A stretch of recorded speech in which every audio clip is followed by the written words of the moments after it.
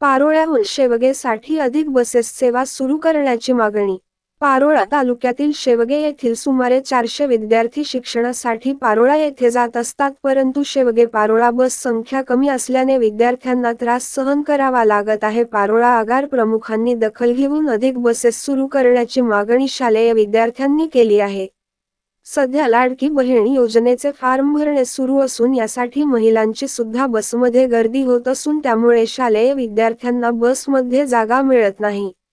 काही वेळा बरेच विद्यार्थ्यांना बसमध्ये चढता येत नाही व शाळेत जाता येत नाही. याबाबत शेवगे ग्रामपंचायत तर्फे बस डेपोला ठराव सुद्धा पाठवण्यात आला आहे, परंतु अद्यापपर्यंत कारवाई झाली नाही.